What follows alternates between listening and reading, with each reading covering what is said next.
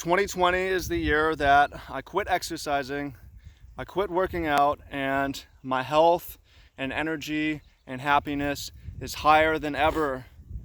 Why?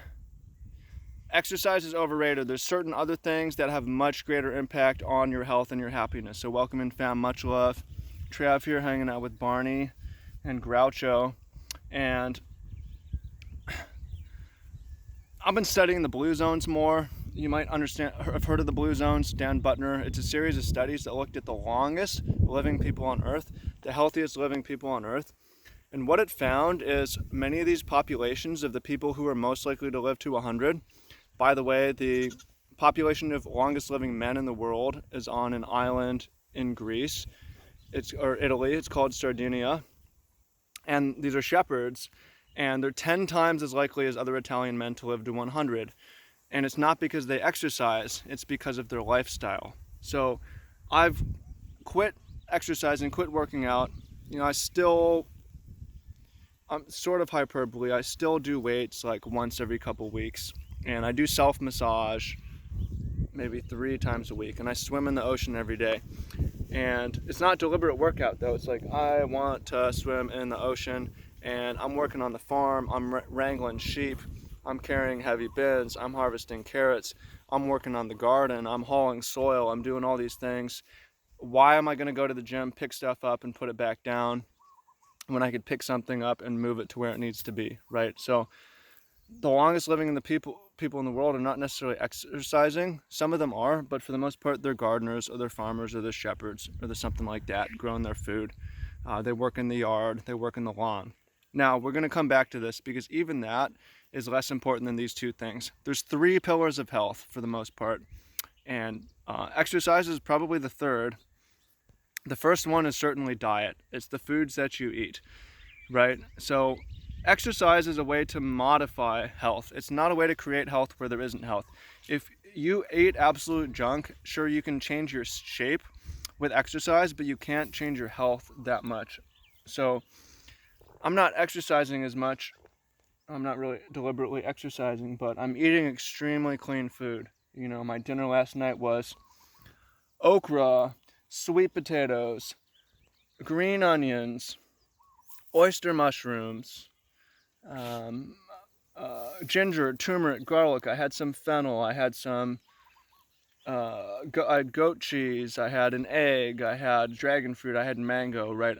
Eating all these amazing things that creates amazing health in me so I can feel good.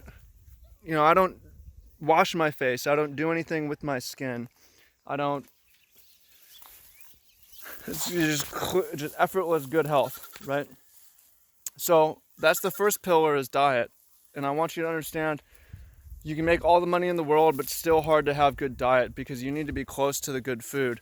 The moment you harvest, we're going to come out here tomorrow morning and be harvesting salad. The moment that you're harvesting salad, it's starting to leach nutrients. So a lot of the time we're eating salad same day.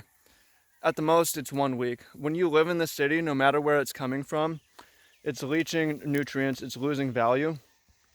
And in fact, the farm products that are coming to you are ones that are selected because they have more shelf stability. They don't break down as fast. Stuff like iceberg lettuce instead of the 10 kind fresh green and red salad that we have, right? So you need to get to where the farmers are at. Go to the farmers markets, go to the countryside. I've seen a lot of people who are like, maybe I want to move back to the countryside, but the way to go is not fast food, it's not junk food, and you got to change slowly. It doesn't mean you have to prepare all the food yourself. It probably means you will need to spend a little bit more time, and it probably means you're going to need to either spend more time or more money on your food, but that's okay because at the end of the day, you can't eat money. You can buy food, but you can't eat money. Okay? And health is wealth. Now the second pillar is sleep. Sleep is super underrated. Sleep is more important than exercise. If you have poor sleep, it's going to cloud your judgment, make you more stressed out, make you more irritable, make you make more poor decisions, make it harder for you to eat healthy and buy the right foods. It's going to cause you to make poor decisions and eat the wrong foods. It's going to cause you to not have the energy to work out, so it's going to prevent that from even happening. Like, sleep is a foundation below exercise, right? Because if you're not sleeping, it's hard to exercise. And if you're not sleeping, you're not recovering from exercise. Your muscles aren't repairing. You're not restoring and consolidating memory and the things that you've learned and so on. So sleep, I talked a little bit about diet, but sleep, man, people are so bad about sleep. Turn your phone off, put it on the other side of the room, put tape over, masking tape or duct tape over all the glowing electric lights. Get blackout curtains. Get AC, set your room temperature to 65 degrees. And take melatonin if you need to. Eat at least 2 hours before you go to sleep. Try to eat early. Exercise early in the day. Shower at evening so you bring your body temperature down. People don't know the science of sleep, and it prevents them from getting good sleep. And if you don't get good sleep, it's hard to do anything else well. Sleep might be even more important than diet. No, it's probably diet, because diet's what you're actually made out of. You understand? Like, you're made out of what you eat. You're made out of what you eat. The energy that you burn is what you eat.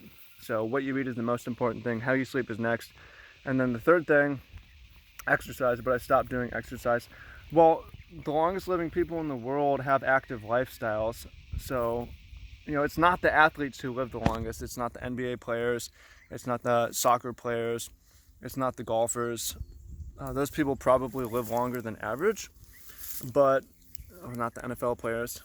But the people who live the longest are the gardeners, are the shepherds, are the farmers, the people who are working outside, not just because they have access to clean food and their lifestyle is conducive to getting good sleep, but because they have low-level activity built into their days. They're walking around, they're moving stuff that needs to be moved, they're getting out sunshine, vitamin D, and you just are healthy and you live longer.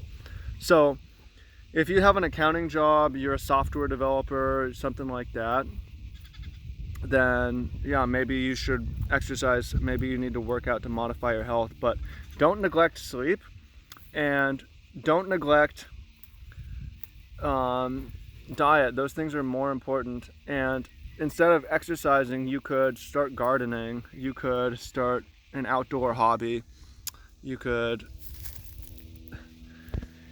something like, get a dog, take your dog for walks, go hike in the mountains, get a kayak, go swim in a lake or the ocean, do fun stuff like this that doesn't need to be deliberate exercise that is just hard to do. So I'm all about building muscle mass, especially as a man as you get older, but there's other ways to be healthier if you just look at the data, if you look at the longest living populations. Okay, I mean, it's basically like this. Again, the title is a little bit hyperbole. Exercise is the third most important thing to health, behind sleep and diet. And people who don't exercise don't live as long as people who exercise, but there's a tier of people who live even longer than the people who exercise, who are the people who have active outdoor lifestyles. So take what you want with that information. Comment down below what you found useful from this video, if there's a takeaway, something that you can actually do that makes a difference, whether that's something you can change about your diet, something you can change about your sleep, or something you can change about prioritizing a healthy lifestyle and being outdoors. So that's all. Appreciate you. Much love. You're trying to change your habits, I've got a course for you. You can comment or click down below to enter into that. So appreciate you. Much love, and I look forward to seeing you on the other side. Healthier, happier you. Peace out, fam.